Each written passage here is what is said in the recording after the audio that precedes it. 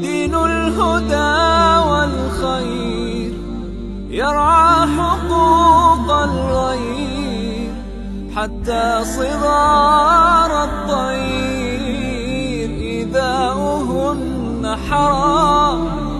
دين الهدى والخير يرعى حقوق الغير حتى صغار الطير إيذاؤهن حرام. والبعض لم يرعى القيم دمع ودم ومظالم وظلام.